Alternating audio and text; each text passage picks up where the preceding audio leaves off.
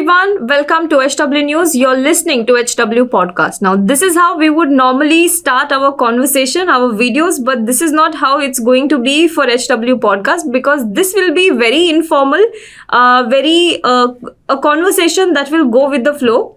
And this is how we discuss the news in our newsroom. So this particular podcast that we are presenting to you will have a very informal touch to it. And we have with us our colleagues. My colleague is here, Vinay Mishra from Hindi. And we also have our managing editor, Mr. Sujit Nair. So he will be also joining us in this conversation. But normally we have a very formal conversation. You watch it on the videos as well. But this conversation will be very informal and you will get a feel of what it is like to sit on the other side of this entire news making business. So let us start.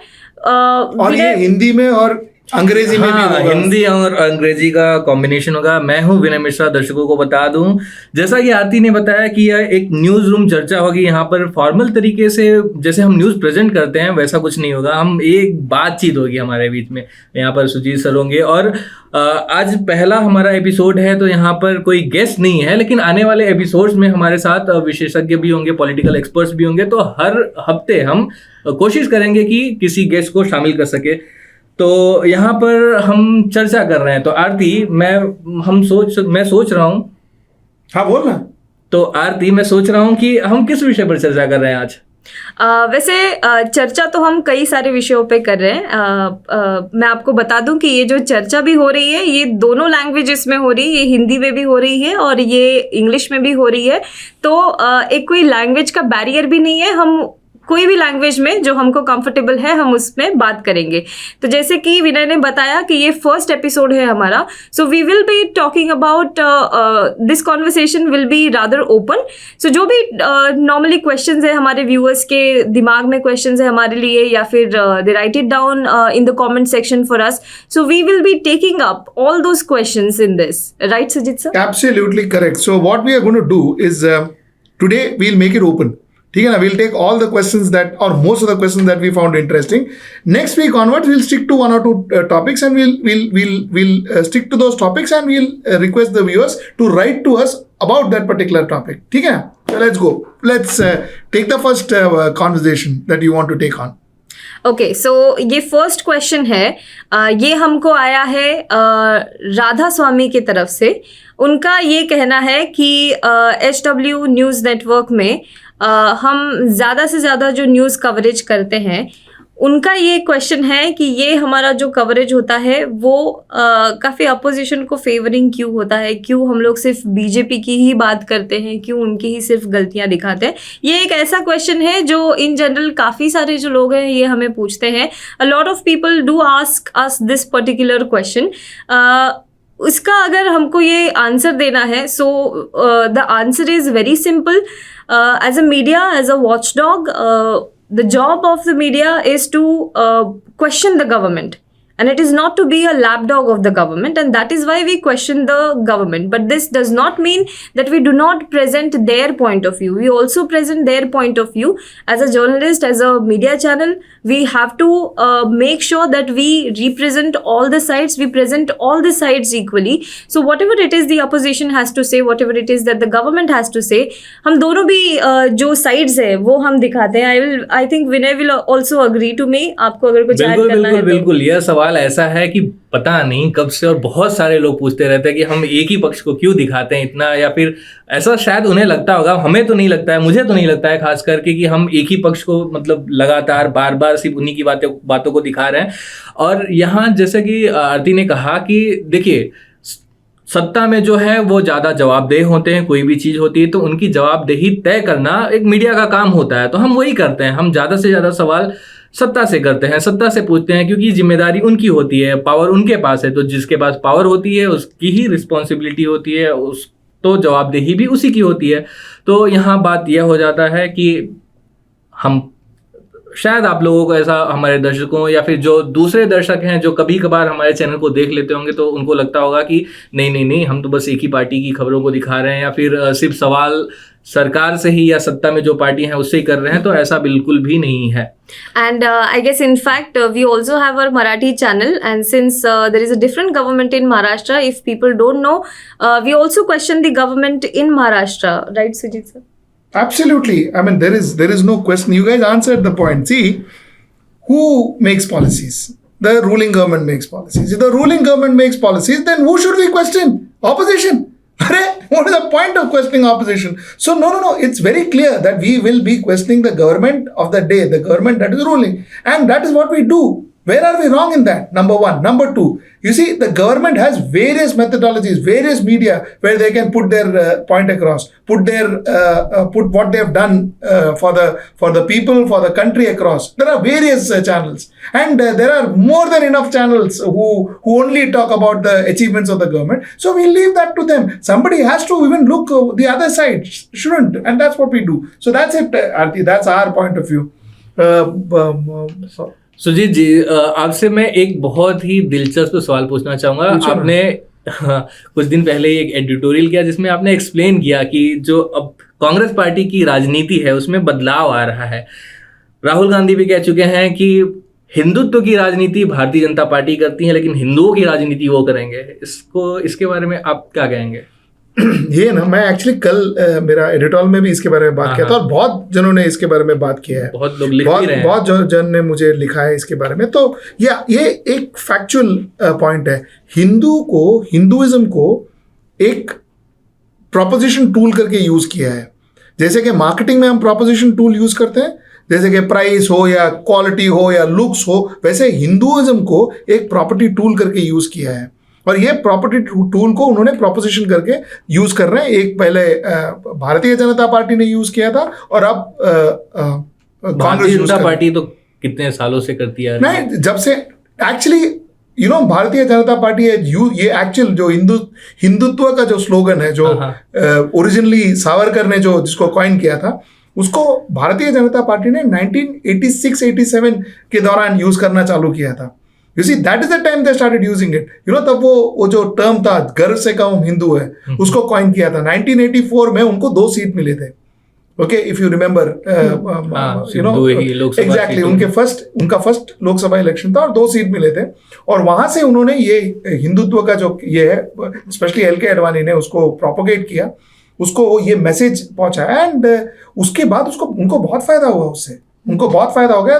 फायदा तो obviously 2 seat 1984 to 303 seats में 2021.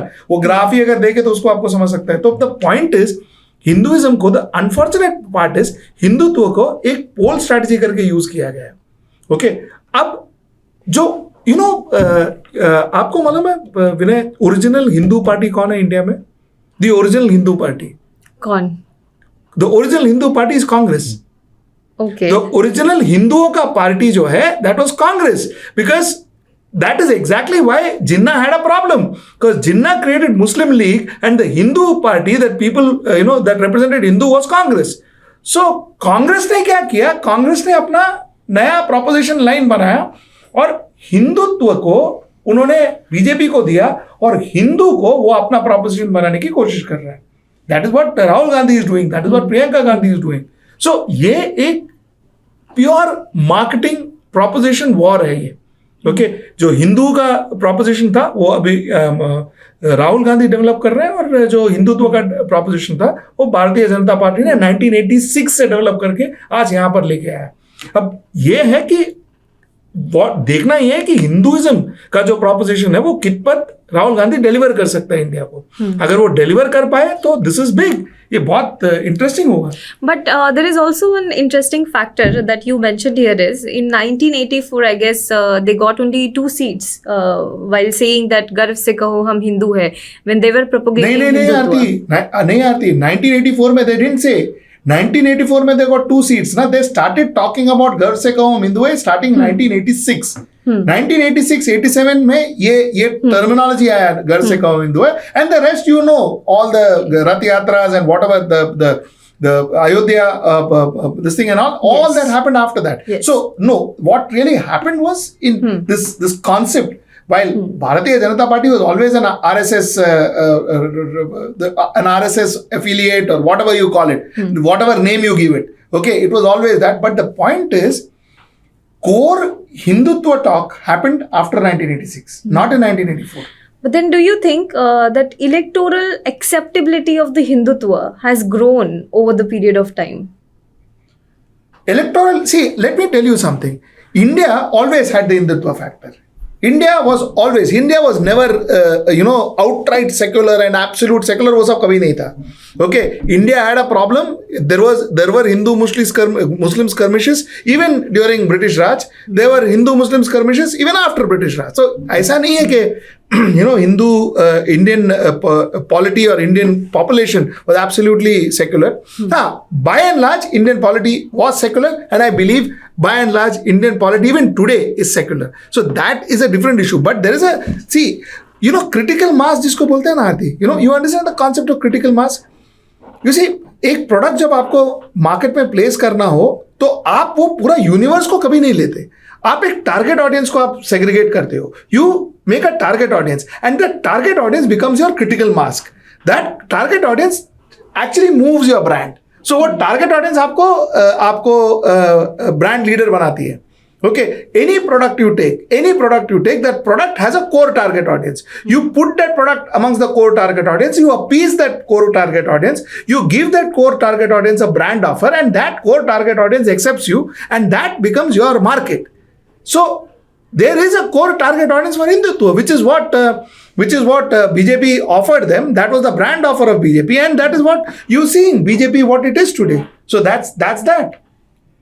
हिंदू महासभा की मैं बात करूंगा, क्योंकि आप कह रहे हो कि कांग्रेस पार्टी ऐसी पार्टी है जिसे हिंदुओं की पार्टी आपने कहा कि वो हिंदुओं की पार्टी है, लेकिन हिंदू महासभा जिसके फाउंडर सावरकर नहीं विनय, सॉरी, आई डिडंट से हिंदुओं की पार्टी है. मैं ये बोल रहा हूं कि जब इंडिपेंडेंस के वक्त पे, okay, prior independence, Muslim league was a Muslim party and Hindu party was Congress. अच्छा, और ये जो भी आप देख रहे हैं, जो भी आप आरएसएस, जो हिंदू महासभा, सब इन लोग कहां से आए? कांग्रेस से आए. They were all working in Congress. They were all in Congress. तो ऐसे तो मुस्लिम लीग के भी जो जिन्ना थे ये सभी कांग्रेस के सदस्य थे, लेकिन बाद में फिर अलग हो गए. बिल्कुल ना, बिल्कुल. मुस्लिम लीग क्यों अलग हो गई? उन्हें एक मुस्लिम कंट्री चाहिए. नहीं, मुस्लिम लीग इसलिए अलग हो गए कि बिकॉज वो ये बिलीव करते थे कि कांग्रेस जो है वो हिंदुओं को रिप्रेजेंट करता है, इसलिए मुस्लिम लीग ने अलग अपना ये कर दिया. जब हिंदू जो राइट विंग जो ग्रुप्स बने हिंदू कांग्रेस से, वो इसलिए बिकॉज उनको लगा कि भाई Congress was not the kind of Hindutva they wanted to practice. Congress was not practicing it, so they moved and made a little more, उसको क्या बोलते हैं, stronger Hindutva platform. So that is the difference. तो ये सब रही इतिहास की बात है. अभी मौजूदा समय में वापस आते हैं. राहुल गांधी क्या कोशिश कर रहे हैं? वो भारतीय जनता पार्टी से क्या अलग करना चाहते हैं? वो क्या उन्हें लगता है कि बाकी जो मुद्दे हैं, महंगाई हो, भ्रष्टाचार हो, महिलाओं की सुरक्षा हो, रोजगार हो, अर्थव्यवस्था हो, उन्हें हिंदुत्व पर क्यों वापस आना पड़ा? और ऐसा पहली बार नहीं है. कुछ और विधानसभा चुनाव या 2019 लोकसभा चुनाव को भी देखा जाए तो उसके पहले भी उन्होंने मंदिर जाना, दर्शन करना शुरू कर दिया था. तब उनका यह इतना ज्यादा, आप कह सकते हैं कि उनको इतनी सफलता नहीं मिली हिंदुओं को रुझाने में. अब उनकी कोशिश में नया क्या है? और मतलब ऐसे कैसे कहा जा सकता है कि इस बार जो उनका नया प्रयास है उसको सफलता मिलेगी पहले से ज्यादा? In fact, there is a question from a user called XY. I don't know what your full name is, sir, but XY, I don't know whether it's male or female also, but XY is a user. Sir stroke madam. Sir stroke madam, yes. So XY has asked us that Hindutva Light is a losing strategy, and the Congress party also saw it in 2019. Then how many times the Congress party needs to lose to learn this lesson? No, I'll tell you, Aarti, there's a big difference. There's a big difference. You know, Hindutva Light is a losing party, is a losing proposition. Any light would be a losing proposition. In marketing, we call it a Me Too proposition. Okay, see, this is not Hindutva Light. This is not Hindutva Light, what Shashi Tharoor spoke. This is basically Hinduism. they are saying that you are standing in the queue of Hindutva. You are a Hindu, so you are standing in the wrong queue. Hindutva is different to Hinduism. This is a very different proposition altogether. This is something called as a identity crisis that they are trying to create amongst people, amongst their target audience. What are they trying to do, Aarti, is they are trying to say that all this while you were supporting the wrong group of people. This is Hindutva. Are you Hindutva? No, you are Hindu. So basically, they are trying to recapture their old position. And in a very interesting way, this is the old position, this is the proposition that somewhere down the line, once upon a time, Bharatiya Janata Party or RSS and all dominated. That proposition, they are trying to take away from them. You see, I'll give you an example. And I'll give you a very interesting example. Yahoo, what was Yahoo? Yahoo Mail. Yahoo as an engine was search. Search engine. Search engine. It was search. The whole proposition was search. Okay. Google came and took away the search from them. What happened to Yahoo? Yes. End of story. Today, anybody who says they have to search anything, they say Google it. Correct. Because the search proposition, they pulled out of Yahoo. So basically, strategically, this Congress is working on a strategy. See, earlier on that temple run and all that Rahul Gandhi did was just, I don't think it was any strategy. It was random. So one would never, even see that as a strategy. But Aarti, the way I see this as a strategy. There is a strategy behind it. There is a strategist behind it. This strategist is designed the entire strategy for them, and they are trying to execute this strategy. हाँ, ये बात अलग है कि ये strategy execute होगा क्या, उनसे हो पाएगा क्या, ये सब अलग बात है. लेकिन एक strategy definitely उन लोग execute कर रहे हैं. That is a fact. So, Vinay, you wanted to ask something? नहीं, अभी इस विषय को लेकर तो मैं कुछ और नहीं पूछना चाहूंगा. आपने बहुत अच्छे तरीके से बता दिया है कि ये एक नई रणनीति है, जिसको वो लागू करने की कोशिश कर रहे हैं. हाँ, बोल ना. और शायद उनको सफलता मिल सकेगा, इससे अच्छी तरीके से डिलीवर किया गया. मैं दूसरे एक मुद्दे पे आना चाहूँगा जो अभी फिलहाल बहुत ही ज़्यादा चर्चा में है. वो है उत्तर प्रदेश चुनाव, और वहाँ पर जो सपा के नेता हैं उन पर इनकम टैक्स के छापे पड़ना. ये तो मतलब ऐसा हो रहा है कि सपा उनको एक मौका मिल गया है कुछ कहने के लिए, रूलिंग पार्टी को टारगेट करने के लिए, और शायद इसकी वजह से उनको सिंपैथी भी मिले. बहुत सारे लोग कह रहे हैं कि हाँ, उनको विपक्ष को दबाने की कोशिश की जा रही है. लेकिन इस मुद्दे को जिस तरीके से अखिलेश यादव ने उसको उठाया है, उन्होंने बोला कि अरे इससे तो कुछ नहीं होता है, अभी तो सिर्फ IT है, हम ED और बाकी चीज़ों के लिए भी तैयार है. तो इसको आप कैसे देखते हैं? क्या बहुत ज़्यादा कॉन्फिडेंट हो गए हैं Akhilesh Yadav? Well, this is also getting very predictable for the opposition parties that whenever the elections come, I think they are now bracing themselves कि बाबा अब ED आएगा या फिर IT आएगा या CBI, कुछ ना कुछ तो आएगा. Because we have seen this pattern over the years before elections particularly. बिल्कुल. So ये भी एक सवाल है कि क्या अब जो अपोजिशन पार्टीज है, कई सारे लोग जो है पहले क्रिटिसाइज करते थे कि opposition is fearing all these central agencies, ED है, CBI है या फिर IT है, उनको डर सता रहा है, so they are not speaking against the government. But now do you think कि ये इतना कॉमन हो गया है कि उनका जो डर है अंदर का वो भी चला गया है? कई चुनावों को देखा जाए, चाहे कर्नाटक चुनाव हो, विधानसभा चुनाव हो, महाराष्ट्र में हो, या फिर और भी बहुत सारे राज्यों में, पश्चिम बंगाल में ममता बनर्जी के जो भतीजे हैं उनकी पत्नी को भी समन जारी किया गया था. लेकिन अगर महाराष्ट्र की बात करें तो यहाँ पर कुछ जो ये एक दांव है, अगर केंद्र सरकार अपनी एजेंसियों को विपक्ष को दबाने के लिए इस्तेमाल कर रही तो वहां पर तो बिल्कुल उल्टा पड़ गया.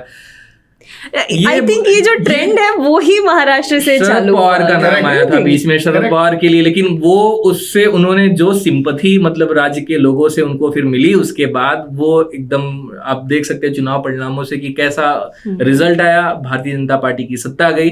तो क्या यही चीज उत्तर प्रदेश में दोहराएगी? नहीं, see, actually, Aarti, ये जो उल्टा पड़ने का जो हुआ ना, हाँ, मतलब backfire कर जाना। बैकफायर जो करने का बात हाँ। किया ना, that is what happened in Maharashtra. Maharashtra में बैकफायर हुआ। सी आप कह सकते हैं पश्चिम बंगाल में भी यही हुआ। नहीं, बट वो महाराष्ट्र के बाद हुआ ना। हाँ, महाराष्ट्र के बाद। करेक्ट। सो बैकफायर पहला महाराष्ट्र में हुआ। Yes. See the day ED का नाम आया, शरद पवार का नाम आया ईडी में, इंक्वायरी में। ईडी ने इंक्वायरी के लिए बुलाया नहीं था शरद पवार को, उनका नाम आया। शरद पवार ने प्रिडिक्ट किया कि भाई आगे चल के उनको बुलाएंगे, और then he use that experience and that mind of his, okay, where उन्होंने बोला कि भाई मैं आता हूं, आप बताइए, मैं आता हूं आपके पास, मैं आपके पास जब आपको बुलाए तब आपके पास आके बैठता हूं, आपको जो पूछना है पूछो मेरे से। ये जो है, ये एक जो उनका स्टेटमेंट था, वो उनको फैंटाबुलस सिंपैथी उनको मिला महाराष्ट्र में। इतना ही नहीं, मुझे याद है उन दिनों commissioner of police Mumbai mister Bharve थे, तभी कमिश्नर ऑफ पुलिस मुंबई, उन्होंने जाके मिस्टर पवार के घर पे जाके शरद पवार को बोला कि भाई आप मत जाओ, आपको कोई बुलाए नहीं है, आप आराम से बैठो, कोई प्रॉब्लम नहीं है, आप मत जाओ। और शरद पवार ने एक ये दिया था कि भाई एक काम करें, अगर आपको बुलाना है तो आप ही बुलाओ, एक बार अगर मैं कैंपेनिंग के लिए गया फिर मैं नहीं आ पाऊंगा, because I have got a campaign to run. This is Sharad Pawar who started this. Sharad Pawar के साथ हसन मुशर्रफ, कितने जनों को ईडी का रेड और ईडी का, अजित पवार को अभी हुआ है अपना इनकम टैक्स। ये एक स्टैंडर्ड ऑपरेटिंग प्रोसीजर हुआ है। आरती, मुझे बुरा क्या लग रहा है? बुरा इस बात का नहीं लग रहा है कि ये एक स्टैंडर्ड ऑपरेटिंग प्रोसीजर हुआ है। ऑफ कोर्स वो बुरा है, वो अपने कॉन्स्टिट्यूशन के लिए बुरा है, अपने देश के लिए बुरा है, डेमोक्रेसी के लिए बुरा है, ओके। बट बुरा ये है कि आज ईडी का रेड एक मेडल जैसा देखा जा रहा है, एक आईटी का रेड एक मेडल जैसा देखा जा रहा है। जो आदमी ने जेन्युइनली आईटी का ये किया है, आईटी में इश्यूज किया है या मनी लॉन्ड्रिंग किया है, वो भी he goes out and says अरे नहीं भाई मैं तो मैं विक्टिम हूँ, बहती गंगा में हाथ धो ले, या करेक्ट, मैं they say that I am a victim. अरे क्या यार, मेरे को क्या मालूम था, देखो मैंने इतने अगेंस्ट बोला बोल के मुझे मेरे पास ईडी आ गई। That's a very sad part of the story. ये जो रेलेवेंस है, जैसे इन्होंने बोला, जैसे चीफ जस्टिस ने बोला, ये जो इसका जो पावर है, ये मनी लॉन्ड्रिंग एक्ट का, पीएमएलए का, ये सब इसका ये if you use it so 10,000 रुपए के लिए, 1,000 रुपए के लिए if you start using this, then वो उसका वैल्यू चले जाएगा, एंड वो वैल्यू चले जा रहा है। That's a fact. यही ऐसा मौजूदा समय से तो ये लग भी रहा है कि अगर किसी व्यक्ति या फिर किसी ऑर्गेनाइजेशन पे कोई ऐसा केस हुआ है जहाँ पे शायद उनकी गड़बड़ियां हैं वो सामने वो रही हो, इसकी वजह से उन पर जो जांच चल रहा हो या फिर कुछ भी हो, लेकिन वो भी आजकल ऐसे ही बाहर आते हैं, ऐसे ही कहते हैं कि भैया हम तो विक्टिम है, हम तो सरकार के खिलाफ, भले उन्होंने सरकार के खिलाफ कुछ बोला ना हो या बोला हो। लेकिन अगर चुनावों की बात की जाए तो पिछले कुछ चुनाव में ये परंपरा बनते जा रहा है कि चुनाव के पहले विपक्षी दलों के नेताओं को नोटिस भेजा जाता है, रेड किए जाते हैं, और इसी के चलते अब ऐसा मतलब कहा भी जा रहा है कि ये तो सिर्फ अभी चुनाव यूपी चुनाव की अगर हम बात कर रहे हैं तो आई थिंक हमको लखीमपुर खीरी की भी बात करनी चाहिए, क्योंकि ये एक ऐसा टॉपिक है जिसके वजह से काफ़ी कुछ हुआ। आई थिंक जो फार्म लॉज जो वापस लिए गए उसमें एक major role, I will not say the entire thing was because of Lakhimpur Kheri, लेकिन एक major part I think Lakhimpur Kheri जो इंसिडेंट हुआ उसने भी प्ले किया। अभी since today morning Ashish Mishra's second bail was also rejected, so he is still behind bars. He is not out of jail yet, but the thing is a lot of people, especially the opposition, are demanding on ethical grounds, on moral grounds, resignation of Ajay Mishra, and the government seems very reluctant to take his resignation or even sack him. But then there are also people who are asking कि अगर बेटे ने गलती की है तो फिर बाप की क्या गलती है उसमें? नहीं गलती है। I'll tell you, no, that's a wrong question. I'll tell you two things. Aarti, first, just to answer his point of view first, आज क्या हुआ मालूम है? I'll come to this Lakhimpur Kheri, but just to answer or conclude that topic, आज issue ऐसा है कि IT raids are helping. IT raid जो हुआ है आज उत्तर प्रदेश में, वो भारतीय जनता पार्टी को हेल्प नहीं कर रहा है, वो समाजवादी पार्टी को हेल्प कर रहा है। फैक्ट है ये। सो अभी उसमें एक वोट के लिए, जैसा I was speaking to Anand Vardhan ji, and like he was saying, वो एक वोट हो या 10 वोट हो, जो भी है, जो वोट जा रहा है वो बेनिफिट हो रहा है, वो समाजवादी को हो रहा है। एक दूसरी बात, यू सी, अब सब ममता बनर्जी बन रहे हैं। You see, all of a sudden आप अगर देखें in the past few days, Akhilesh has change the gear. वो डर गया, उनका जो डर था, उनके जो उनको वो सीबीआई केसेस के अगेंस्ट वगैरह, उनके अगेंस्ट जो उनका जो डिस्प्रोपोर्शनल वेल्थ के रिगार्डिंग उनके जो केसेस वगैरह थे, वो डर गया है। Now he is there, he is acting, he is doing things. So that's the thing about ये तो चुनाव हो गया। इसके बारे में मेरा एक और मतलब ऐसे एक सवाल है। एक minute, now we'll answer this. अच्छा, ठीक है। No, I am saying Lakhimpur Kheri में ना, that's not right. That's not right, Aarti, because I'll tell you what. See, एक पिताजी अगर इन्फ्लुएंस कर सकता है अपने बेटे के डिसीजंस को, जस्टिस को, तो वो पिताजी बाहर जाना चाहिए। He should not be sitting in a chair. ये तो वो वाली बात हुई। ये तो ऐसा हुआ कि वो गोगोई खुद अपना सेक्सुअल हरासमेंट केस में खुद उन्होंने बैठ के अपना वर्डिक्ट दे रहे थे। सो ये वो वाली बात हुई। वो उसके बेटे को वो होम मिनिस्टर है, फॉर क्राइंग आउट लाउड। मैं ये भी समझ सकता था अगर वो वाटर मिनिस्टर होता तो। He is a home minister. He can influence what is happening to his son sitting in the chair. So that is why he should be thrown out. So the question that, Arey Baba, his son did it, so of course he has to be thrown out. Or he has to be asked to at least go recluse himself till such time that recuse himself till such time that the son is जब तक जांच खत्म नहीं हो जाती है, जांच का जो भी नतीजा हो, चाहे वो दोषी हो नहीं हो, वो लेकिन और सबसे बड़ा प्रॉब्लम ये है कि ये लड्डू जैसा है, वो सॉलो भी नहीं कर सकता तो फेंक भी नहीं सकता, for the simple reason that अगर वो अरेस्ट हुआ तो ब्राह्मण जो वोट बैंक है, जो ट्रेडिशनली भारतीय जनता पार्टी के साथ था, वो अभी भारतीय जनता पार्टी के साथ नहीं है। ये ब्राह्मण वोट बैंक जो है ना, वो ब्राह्मण वोट बैंक और नाराज हो जाएगा, बिकॉज मिश्रा इज अ ब्राह्मण। Okay, so that's the first problem. The second problem is, ये जो ऑपोजिशन है वो जाके जो वेस्टर्न उत्तर प्रदेश स्पेशली जो फार्मर डोमिनेटेड जगह है, उधर जाके ये बोलेंगे कि भाई अरे देखो, हमने तो पहले ही बताया था ना ये मर्डर कर रहे हैं, ये इंटेंशनल मर्डर है। That is what the SIT group has said, it was with the intention to kill. Yes, so that will be spread and that will be now in the, बोलते ना, writing on the क्या उसको बोलता है, crafted in stone. तो वो हो जाएगा, तो then there is nothing you can do about it. एक अच्छा, अगर नहीं अरेस्ट करता है तो ये होने वाला है कि देखो मंत्री के बेटे को अरेस्ट नहीं किया, जस्ट बिकॉज मंत्री के अरेस्ट नहीं किया, फार्मर्स को वो माउ डाउन करने के बावजूद भी, एलिगेशन तो है, एलिजेडली फार्मर्स को माउ डाउन करने के बाद भी उसको अरेस्ट नहीं किया। सो दोनों तरफ से ये भारतीय जनता पार्टी गले में हड्डी बन गई है, मतलब हड्डी हो, लड्डू हो, जो भी हो यार, कुछ तो है मतलब। बिल्कुल। मैं फिर से मैं अपने सवाल पर आता हूँ, एजेंसियों के बारे में, कि उनको लेकर लोगों की धारणा बन गई कि क्या ये सिर्फ मतलब राजनीतिक आकाओं को भी उनके लिए काम कर रहे हैं, कितनी इनकी मतलब जो स्वतंत्रता है वो कितनी बची है। वो अगर कोई जो सत्तारूढ़ पार्टी वो कहती है भाई इनके पीछे पड़ जाओ तो पड़ जाए, कर जाए, क्योंकि जो कन्विक्शन रेट है उसके बारे में भी अगर बात की जाए तो जो हाई प्रोफाइल केसेस होते हैं जिनमें पॉलिटिशियंस इन्वॉल्व होते हैं, वो केस लंबे समय तक चलती हैं। और जैसे कि बात करें 2G स्कैम, कोल स्कैम, ये सब यहाँ पे जितने भी पॉलिटिशियंस जिन पे आरोप थे कि भैया इन्होंने बहुत ज़्यादा घोटाला किया, लाखों करोड़ के फिगर्स आते थे, छूट जाते हैं, ऐसे बाहर निकल जाते हैं। तो एक दूसरे मामले होते हैं जिनमें कन्विक्शन होता है, जो गलत पाए जाते हैं उनको सजा मिलती है, लेकिन राजनेताओं के बारे में जो हाई प्रोफाइल केसेस होते हैं यहाँ पर ऐसा नहीं होता है। तो इससे भी लोगों के मन में होता है कि भैया ये तो मतलब सिर्फ सत्ता के इशारे पे काम कर रहे हैं, जिसको सत्ता चाहती है कि इनके पीछे लग जाओ तो लग जाते हैं। तो ये भी एक धारणा लोगों में आ रही है। आप सहमत हैं कि नहीं है? आरती इज आस्किंग यू। हाँ, आप बताइए। मतलब एक धारणा है लोगों में बन रही है कि एजेंसीज हैं, सेंट्रल एजेंसीज हैं। सुप्रीम कोर्ट ने भी सीबीआई के बारे में बोला था कि ये पिंजरे के तोता है।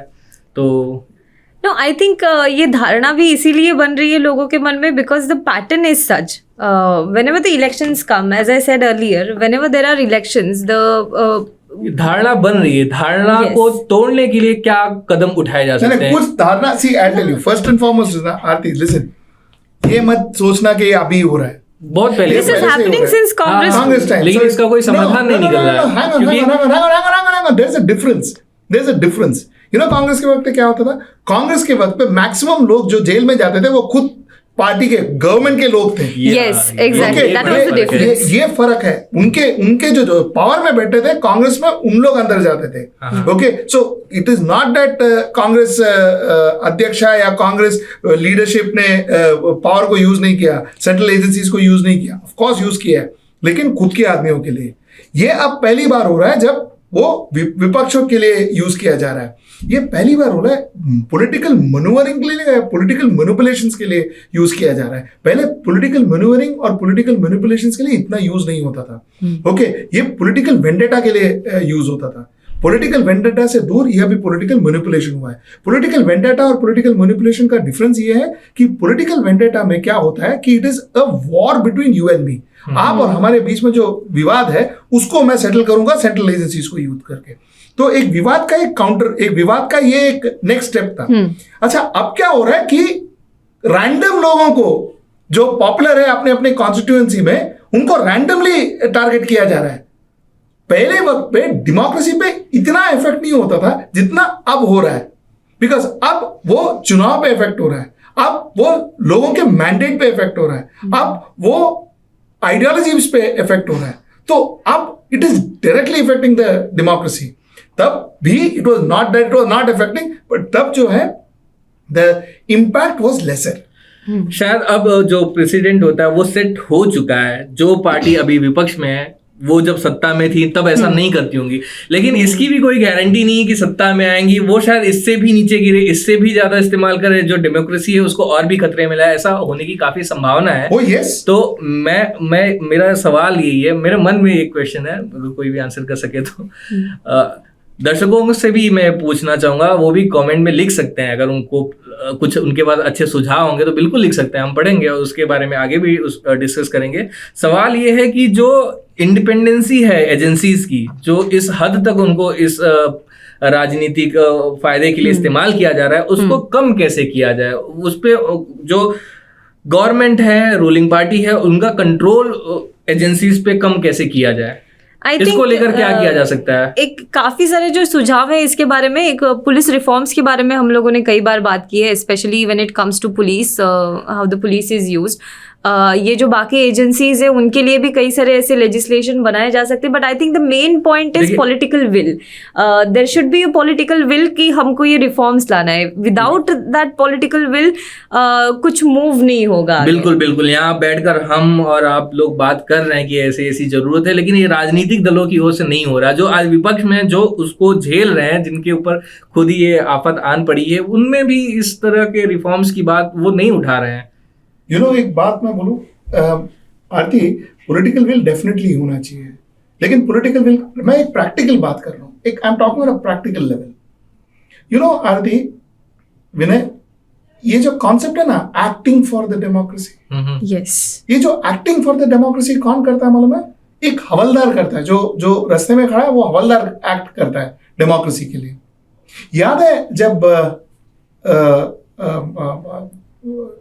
ट्रंप ने एक बार एक पुलिस कमिश्नर को कुछ बोला था, पुलिस कमिश्नर को कुछ हिदायत दी थी कि you be more forceful with the people and all that, जो right wing people, he told him that boss, वो आप आपका प्रेसिडेंशियल काम करो, मैं मेरा पुलिसिंग का काम करता हूँ, आप मुझे मत बताओ पुलिसिंग कैसे करना है, क्योंकि मैं अपने लोगों के साथ रफ वगैरह नहीं हूँगा।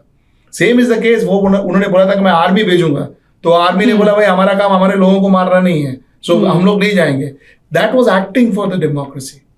जब तक एक कंट्री एक्ट नहीं करता, जब एक एसएचओ, जो आपके पुलिस स्टेशन का एक एसएचओ जब ये नहीं बोलता कि मैं एक इनोसेंट आदमी के ऊपर मैं जुल्म नहीं करूंगा, जब तक एक आईटी का जो इंस्पेक्टर है, जो भी है, उनके जो अधिकारी है, वो ये नहीं बोलेगा कि भाई मैं एक फॉल्स आदमी के ऊपर रेड नहीं करूंगा, ओके, या एक ईडी बोलता है कि मैं एक रॉन्ग आदमी को अरेस्ट नहीं करूंगा, जब तक वो खुद नहीं बोलता, वो ऑफिसर खुद नहीं बोलता, ओके, ये कुछ चेंज नहीं होने वाला। पॉलिटिकल विल क्यों होगा आरती? अगर मैं सकम करने को तैयार हूं, मैं आपके पैरों तले नाक रगड़ने को तैयार हूं, आप क्यों बोलेंगे कि भाई मेरा पॉलिटिकल मैं नहीं रगड़ाऊंगा? ये सब नहीं होता है। अगर कोई बेंड लेकिन यहाँ पर जो आवाज उठाते हैं कुछ लोग ऐसे भी हुए हैं जिन्होंने उठाया है। अभी इंडियन एक्सप्रेस की एक्सक्लूसिव खबर थी कि चीफ इलेक्शन कमिश्नर को लॉ मिनिस्ट्री से लेटर लिखा गया है, तो इन्हें पीएमओ के जो मीटिंग थी अटेंड करनी पड़ी मजबूरी की वजह से, जो भी हो। लैंग्वेज भी जो यूज़ किया गया था लेटर में कि नहीं आपको मौजूद होना ही है, उनको पसंद नहीं आया, लेकिन सार्वजनिक तौर पर चीफ इलेक्शन कमिश्नर या फिर बाकी इलेक्शन कमिश्नर से उनका कोई स्टेटमेंट नहीं है। लेकिन एक मुझे याद आता है अशोक लवासा, जिन्होंने पॉलिटिकल जो नरेंद्र मोदी, प्रधानमंत्री नरेंद्र मोदी की जो महाराष्ट्र में रैलियां हुई थी उसके खिलाफ उन्होंने पाया था कि ये यहाँ पर जो कोड ऑफ कंडक्ट है इलेक्शन कमीशन का ब्रीच हुआ है। प्रधानमंत्री ने शहीदों को जो सेना का जो इस्तेमाल किया वो नहीं होना चाहिए, तो उनका क्या हर्ष हुआ। उन्हें आज वो कमिश्नर नहीं है, शायद अगर उन्होंने आवाज नहीं उठाई होती, नहीं अपना डिसेंट उन्होंने नोट कराया होता, तो शायद वो चीफ इलेक्शन कमिश्नर आज होते। वो विनय, ये एक लवासा था, वो एक लवासा था। अगर 100 लवासा ऐसा होता तो क्या होता? एक पुलिस नहीं कर सकता कुछ, बट अगर एक पूरी बटालियन कर दी तो सी द पॉइंट इज, एक एटीट्यूड, एक चेंज के लिए ना एक रेवोल्यूशन लाना है, एक थॉट में रेवोल्यूशन लाना है कि भाई अगर हमने बोला कि हम ऐसे कुछ नहीं करेंगे जो नॉन इलीगल हो या जो इमोरल हो, अगर हमने ठान लिया तो बस हमने ठान लिया। अगर ये एक मैंने ठान लिया तो शायद मैं मर जाऊंगा, I will go through all the problems. But imagine if every journalist says that I am only going to say the truth no matter what happens. कितने जर्नलिस्ट को आप रोक सकोगे? कितने जर्नलिस्ट को आप यूएपीए में अंदर डाल सकोगे? कितने जर्नलिस्ट को आरती जैसा त्रिपुरा में रोज इसको बुला सकोगे? कितने जर्नलिस्ट को कर सकोगे आप? ओके, 1 लाख जर्नलिस्ट अगर ठान लिया कि नहीं हम जो भी है सच लिखेंगे, आप 1 लाख जर्नलिस्ट को रोज आप थाने में बुलाओगे? वो नहीं होगा। हाँ, नंबर्स कम है तो होगा, वो नंबर्स वही जो आरती तूने किया वही शायद 100 जन आगे जाके करेंगे कि maybe that her what she did will give inspiration to 10 other people. Or what 10 other people will give inspiration to 100 other people, 100 will give thousands, and then it will go on. I guess this is also the essence of Indian democracy, because our freedom movement also started like this. Yeah. People saw that how a single person was crushed, and then Mahatma Gandhi spoke about the power of people. If enough people stand up to the injustice, then maybe change would be there. कभी कभी तो ऐसा लगता है कि ये जो revolution होता है ये भी बस थोड़े समय के लिए होता है, कम टाइम के लिए, इससे भी कोई बहुत ज्यादा चेंज नहीं। वो अन्ना का रेवोल्यूशन, मैं बिल्कुल इसी की बात कर रहा हूँ, क्योंकि इतना ज्यादा हुआ, देश में बहुत सारे लोग टोपी पहन के निकले घूमे, अन्ना टोपी पहन के, लेकिन भ्रष्टाचार पे आज क्या हो रहा है किसी को पता भी नहीं कि हमारे देश का लोकायुक्त है कौन, उन्होंने कितने लोगों के खिलाफ कौन सा एक्शन लिया। बिकॉज विनय, हर एक जन, वो जो आंदोलन में था, हर एक जन का अपना अपना एजेंडा था। देखिए वो आंदोलन में कौन कौन था? अन्ना, वो उनका सिक्योरिटी है, उनका मतलब उनका लाइफस्टाइल, मतलब वो बोलते हैं कि मैं एक ये अपने क्या वो टेंपल में रहता हूँ वगैरह, बट टेंपल छोड़ो, उनके सिक्योरिटी गार्ड्स है कुछ 15-20 उनके पास। तो तो एक अन्ना वहां पर he is comfortable. Okay, Arvind Kejriwal, he is now the chief minister of Delhi. He is now hoping to be the another national figure. You talk about Kiran Bedi. She was the governor of Puducherry, lieutenant governor of Puducherry till recently. Okay, then talk about every person. Kumar विश्वास, वो बहुत जगह पे बेचारे ने जाके election लड़ा, नहीं जीत पाया, किधर भी नहीं जीत पाया, तो वापस अभी मेरे को लगता है कविता बोल रहे हैं ना वो, दैट इज व्हाट। तो the point that I am trying to say is every person has an agenda यार, every person has an agenda. Acting for the democracy is not about going and giving speeches. Acting for the democracy is sitting in your office and doing that small thing that helps your country. That's acting for the democracy. जाके वहाँ नौटंकी करके एक बड़ा stage बना के वो क्या वो भूख हड़ताल करके वैसा बैठना ना, वो सब जो सिर्फ दिखाने के लिए, टेलीविजन के लिए या मीडिया के लिए, that is not acting for democracy. Acting for democracy is doing that. अगर मैं वापस बोल रहा हूं, अगर वो हवलदार ने ये बोला कि मैं एक इनोसेंट आदमी पे केस नहीं दर्ज करूंगा, अगर एक हवलदार ने बोला, तो that is exactly what when we say that he is acting for the democracy. वो अगर हर एक इंसान ने किया, वो ईडी हो या आईटी हो, तो ये चेंज आ सकता है आरती. अगर ये नहीं हुआ तो ये चेंज नहीं आएगा.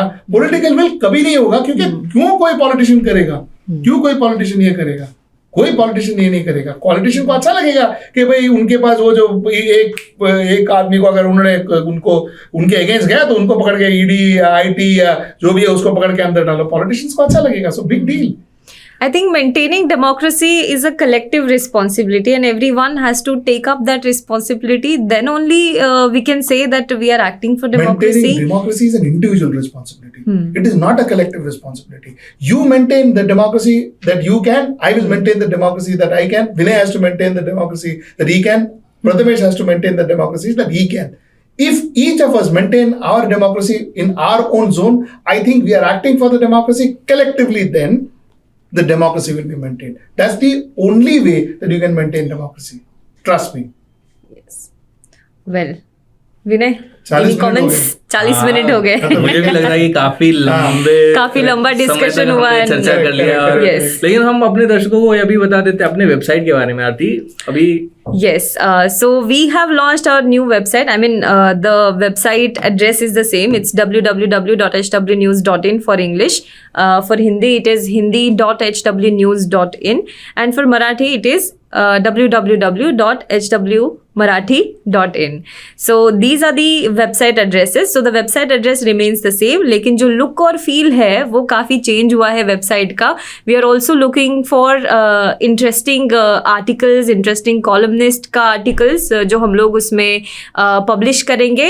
So also look forward to our website. Please log into our website और उसमें भी आप कई सारे interesting news जो है वो पढ़ सकते हैं. Opinion pieces जो है वो भी आप पढ़ सकते हैं. We are also intending to make it more happening. हमने process तो already चालू किया है. The website is up and running, so you can go and check out the website also.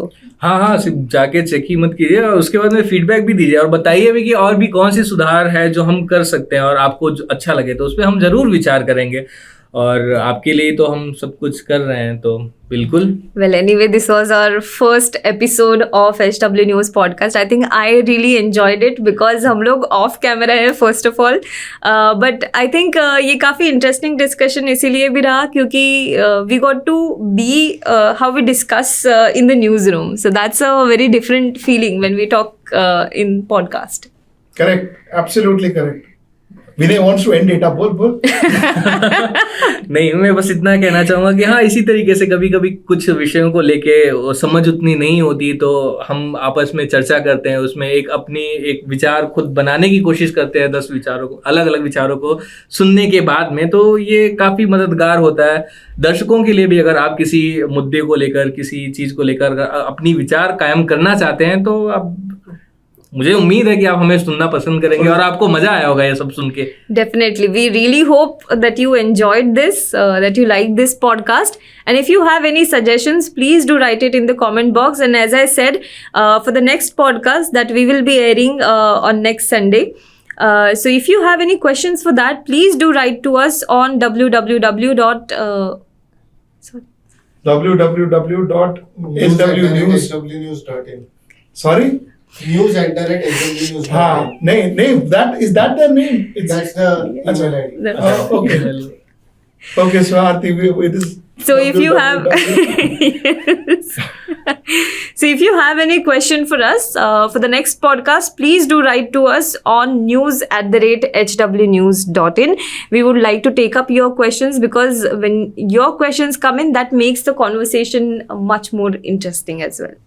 news@hwnews.in. .in. Okay, Yes. cool. This is not bad. Chal, see you guys and have a great weekend. Bye-bye. Bye-bye. Bye.